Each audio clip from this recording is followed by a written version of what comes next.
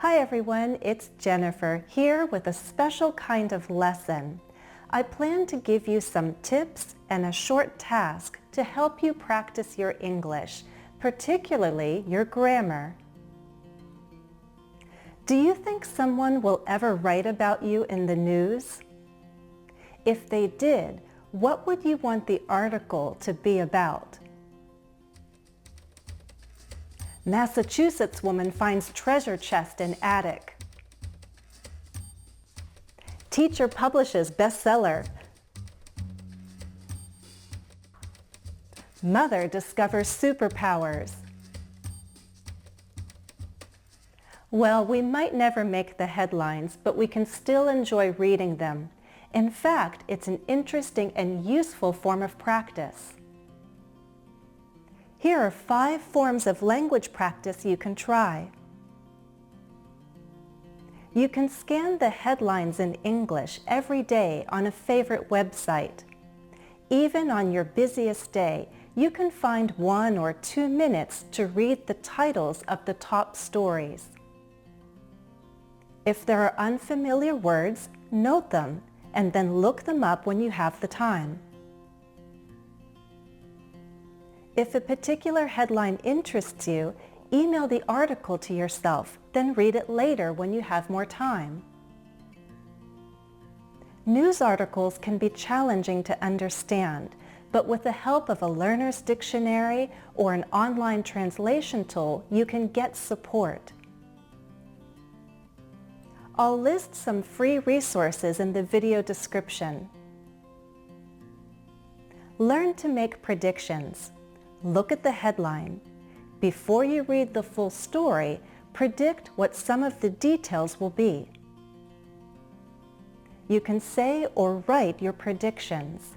As you read, you'll be focused on whether your predictions were right or wrong.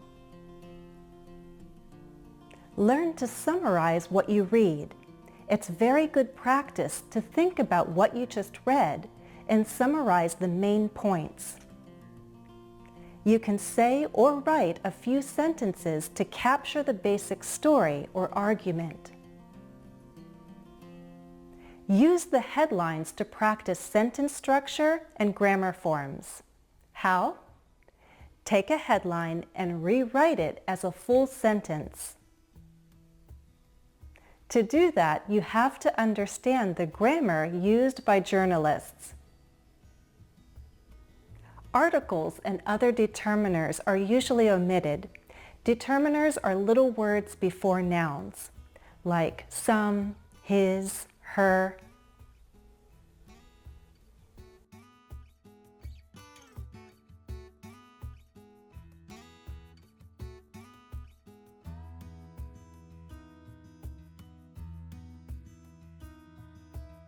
The simple present is used for present and past events.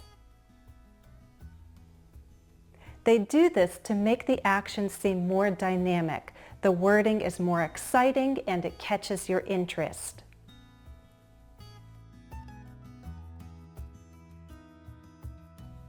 Helping verbs are usually omitted.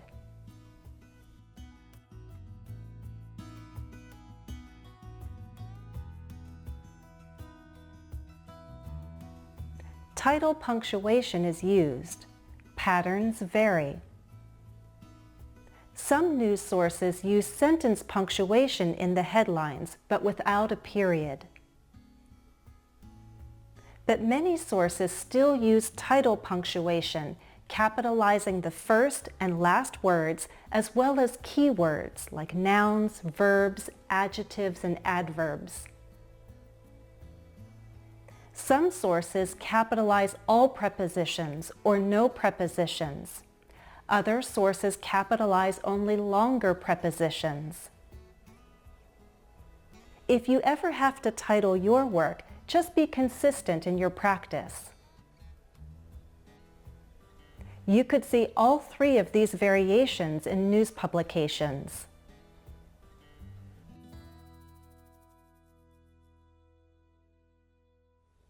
Here are additional patterns you'll see in the headlines. Infinitives are used to express future actions.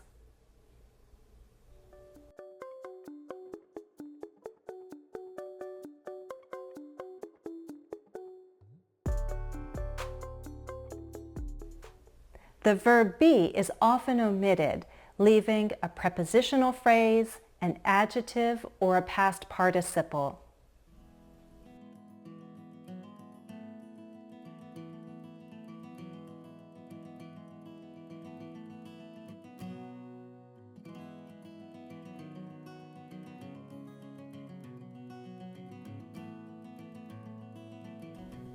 When it comes to numbers, the media likes to use numerals or figures rather than words because figures are easier to read.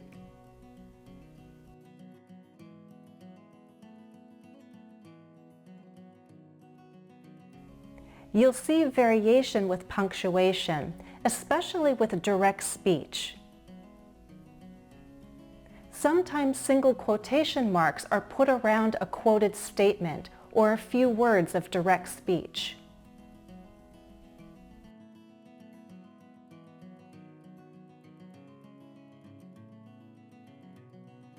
So here's your practice task. Visit a news website. I'll list some suggestions in the video description.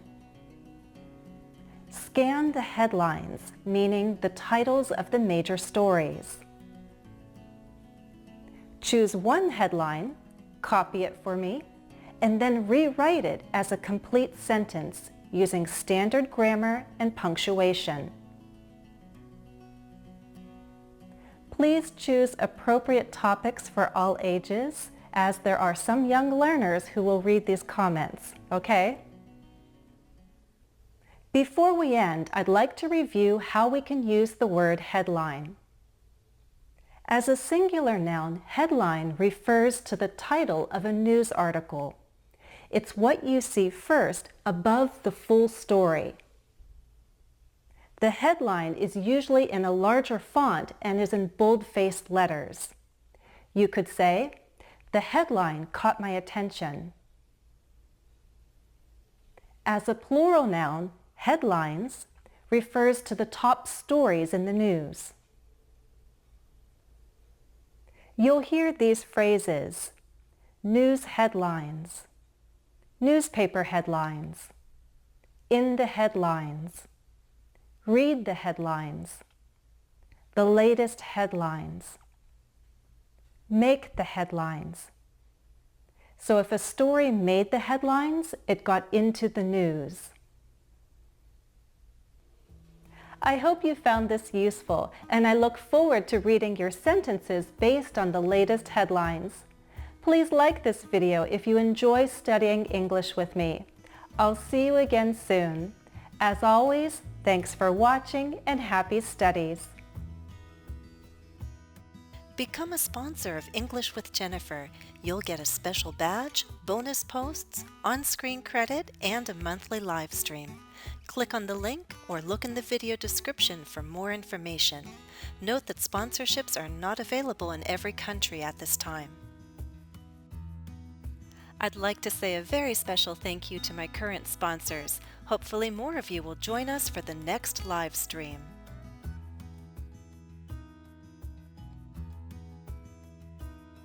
Join me on my YouTube community tab for special posts each week. If you haven't already, please subscribe to my channel. That way you'll get notification of every new video I upload to YouTube.